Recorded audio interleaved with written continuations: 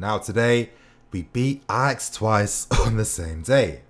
Earlier on, the youth team secured a 1-0 win against them, so of course the first team had to follow that up with a 1-0 win of themselves. Now if you're an Ajax fan, you'd be disappointed, and to be honest, I don't sympathise too much. You are in Amsterdam, you know, you got all the coffee shops. If you're that upset, you can make yourself happier in the red light districts. Like, you guys are good. But for us, today, this win was a massive statement. And the thing that I really want to emphasise in today's match review is why we really need to believe in Frank Lampard and why we need to believe in his methods, because today he proved exactly why the club have decided to go down this youth approach in the first place, and tonight it paid off. Before I get into things though, today's video is brought to you by the OneFootball app. You guys know what I'm about to say. All I'm going to say is you'll find the link in the description below. Get it right now. When it's a match day, make sure you have the OneFootball app. Welcome back, boys. I'm Nini FC. This is Blue Lions TV, and welcome to the match review of our 1-0 win against Ajax. Now, you might be thinking to yourself, Nini, you know, where's the excitement? Where's the smile? I gotta keep it real, you guys. I'm not gonna fake emotions. The reason why I'm not smiling is because I knew we were gonna beat Ajax tonight. I could sense it, I could feel it, I could envision how the game was going to go tactically. You guys saw and heard my thoughts and opinions in the match preview I released earlier today, and if you saw it, you would have felt a lot more confident about how we were going to play in today's game. And is it a surprise that we got the win in the end? I don't think so. And is it a surprise that it was our substitutes that won it in the end for us? Of course not. And before I even get into anything in this match review, there is a point that I do want to address immediately. And for me, you know, I've been really annoyed with this whole fake Pulisic drama about why Lampard isn't playing him. And the reason why it really has annoyed me is because when people are saying these things, they're basically implying that they don't trust Frank Lampard, they don't trust his tactics, his decisions, or why he does the things he does in the first place. And I'm sorry, you know, from everything you should have seen already this season, by now our fan base should have realised that Frank Lampard is a serious tactician. Lampard and his team of coaches and Joe Edwards and Jody Morris, two guys that have been instrumental in our youth success over the years, three tactical geniuses.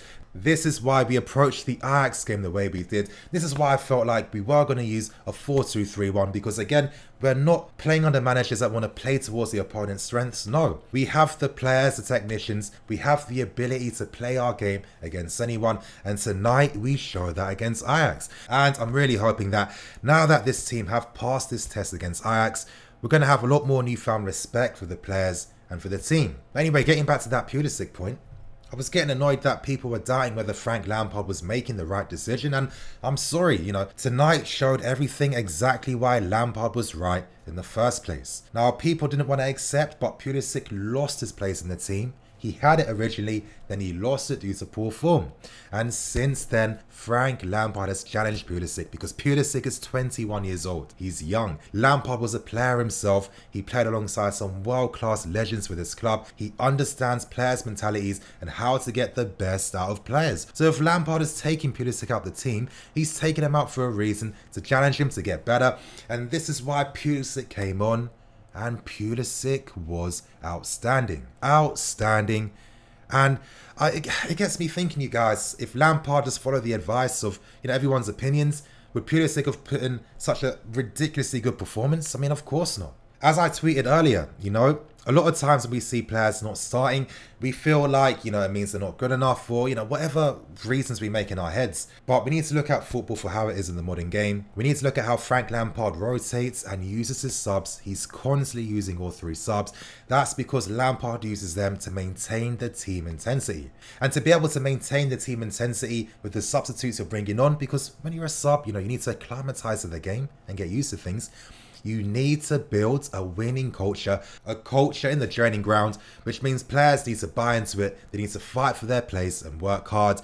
These are the staples in which Lampard is building this team. And this is why when these subs came on, they impacted the game, because this is what they've been training for. Now, as the season goes on, we're going to forget about this period with Christian Pulisic, and we'll look back and we'll be thinking, huh?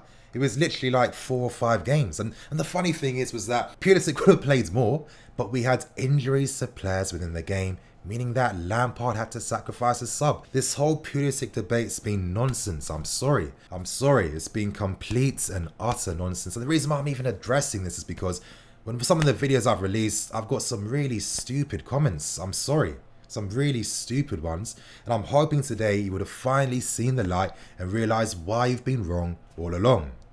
You guys, I'm going to calm down a bit. I was getting a bit heated. I can be a bit of a hothead for people that know me, but let's get back into the game, and so many great positives. I'm going to give some light to two low-key performances tonight, Kovacic and Kurt Zouma. Now, Kova, incredible. I mean, the way he completely ran the second half, his press resistances, his speed of thought, the passes, the positions he found himself in. Oh, what a performance second half. My God. I remember back then when people used to think that I was super for saying that we need to sign him and keep him for next season. And now I want to talk about Kurt Zouma, and people have held his performance against Man United against him for way too long. I see it in football all the time. You know, once a player makes a really bad mistake, it takes a lot of time for fans to forgive them. And because fans can't forgive the player, it means that we never praise them for the good things they do. And it means that we unfairly scrutinise them for no reason. Well, I'm really hoping tonight that after today's game, people are going to start to appreciate Kurt Zouma. He won everything aerially. I mean, the way he covered ground, his reading of the game as well, which he gets no credit for. I mean, the guy has been very good for us for a long time now. A very long time. And as a fan base, let's start to appreciate the good performances we see. Kurt Zouma, not Tomori. Kurt Zouma was the reason why David Luiz was forced out the club. And as I said, Kurt Zouma is a slow burner. After a few games, he gets back on things, and now we're seeing a peak Kurt Zouma. But anyway, you know what? I'm going to continue on with the game, and you know, this game was so fascinating. I really loved this game, and I'm really looking forward to watching it again later on. You know, when it's night time in the bays in bed, I can just relax, sit down, watch the game in peace, because, you know, when I watch games again, you see everything from a completely different point of view, and that's because we're fans. So of course, when we see a game in real time, of course we're going to be emotionally invested, and sometimes when you're emotionally invested, you don't always tend to see things for what they are. But in today's game, I have to say, this game was slightly kind of weird. And the reason why this game was weird was because with both teams attacking players, and this is what I mean by, you know, when you see the game without the emotional investment, you can see things for what they are. Ajax's attacking players were really poor tonight, and I thought that our players were really poor as well. And whenever these guys were on the ball, it looked like it was a real struggle to have to control the ball and do anything with it. And I was just thinking, okay, if I'm seeing this from both teams, something's up. And then I looked at the quality of the pitch and I realised, my God, what a terrible surface to play on. And I think this is why we were kind of denied seeing a classic game, because players couldn't move the ball as smoothly as they wanted to, and that makes a lot of sense. I was told that there was a David Guetta concert the night before this game, and when you look at the pitch, it was awful. The ball was constantly bouncing and bobbling. You couldn't play a simple smooth pass without the ball constantly bumping up and down, and it was no surprise why a lot of skillful players today struggle to do anything in the game. And again, you know, it does really highlight Christian Pulisic and his impact. One thing which I've praised him for time and time again, and I have, especially during pre-season, was his fantastic first touch. And it was that quality he has that really helps him just glide on the field. I mean, he looked by far the smoothest player on the ball when he was running with it. And honestly, I was happy to see him play. Listen, you know, I'm not going to patronise no one. I don't patronise. If you do good, I'm going to say you did amazing. But if you're doing bad, then of course I'm going to say so. I mean, it's life. It's how things go. But honestly, you guys, this game was so fascinating from a tactical point of view. And that was because both teams really cancelled each other out. I mean, in the end, in the second half, Ajax was regularly spamming that same move down the right-hand side, doing absolutely nothing. And with us, Lampard made the right changes in the second half that really helped turn the game in our favour. And what I liked was how we used Kova and Jorginho in those pivots. Now, we played the ball out from the central areas to help bypass that press from Ajax. And from then on, we found options out wide. And that was how we were constantly able to get in Ajax's final third. And honestly, if the pitch had better conditions, I really feel like we could have made this a comfortable win, because it was quite easy, in which we really just exposed Ajax's midfield and went straight to attack their defence. So you know, I'm really looking forward to the second leg. It's going to be a complete mazza, and I think playing back at home with a nice, clean, smooth surface to play on as well, with some key players fully fit and hopefully in the team as well, I think we can beat Ajax again. With this game, if I was an Ajax fan, I'd be a lot more disappointed. And it was really surprising to see that Ajax lacked really any solutions to counter us and get themselves back in the game. Now, before I end this match review, of course, there's a few more things I do want to talk about. Talking about Callum Hudson-Odoi, I hope you guys apply the comments I made about how poor the pitch was, and, you know, the comments I made about how every attacking player was not good tonight. I mean, Ziyech was awful. I forgot he was playing. Tadic could do nothing. And of course, Promes was forced to make these long runs down the left-hand side where crosses were constantly getting overhit down his side. And that was really Ajax's threat. So as I said, of course, we were going to struggle too. And with Callum, he wasn't really able to use his dribbling in the game. Regardless though, Callum can affect the game with his movement in behind and his link up with players between the lines. So listen, Callum is a lot more than just a guy with skill and pace. He's got it in him. Now, of course, with how he was scuffing his shots, I can kind of sympathise a bit, but at the same time, I mean, come on, he's 18 years old. I can't be expecting him to finish these chances like he's peak Eden Hazard. So I think as fans, you know, we have to keep that perspective in our heads at all times. I'll use this example very briefly, but look at Raheem Sterling. It took him 6 years before he was able to start confidently scoring his goals. So Callum has a long way to go, but he has a lot more to his game than just that. Tomori looked good. I have to say Tomori looked good. He definitely grew in the game. And, you know, with Tomori, like, whenever I see him play, I can see him, like, just, like, visibly growing and learning as games go on. You know, the way he's constantly able to come back from moments where he makes mistakes, I mean, he really has to get a lot of credit for that.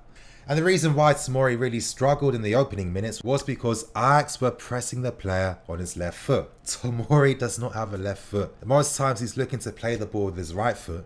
So it was smart play by Ajax to do something like that. But so I can end this match review, again, I expected us to win this game because we are much better than we realise. And what's so incredibly exciting is that we still got Ruben and Kante to come back. There was no Emerson.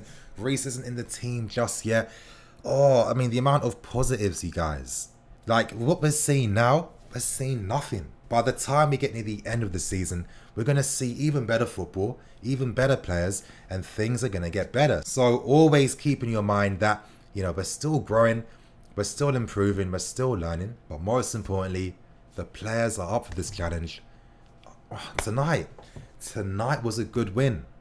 Of course, a few nervy moments of playing against Ajax. I mean, these guys, from a tactical perspective, are ridiculous attacking. Ridiculous. Ajax are like the definition of gung-ho attack. And look how we dealt with that. You know, a team without Kante. A team without key players in it. I really feel like this game will make teams really start to respect us a lot more for what we did against Ajax tonight. And on that note, you guys, I'm going to wrap things up and I'm going to keep things moving. Thank you for watching. Please like, comment and subscribe. If you liked today's video, do not forget to smash that like button. Help me get over 2,000 likes for today's video. It's a big win. It's a big day. Some big performances. Most importantly, what we need to do at the end of this is believe in Frank Lampard. We really do have a tactical genius as a manager.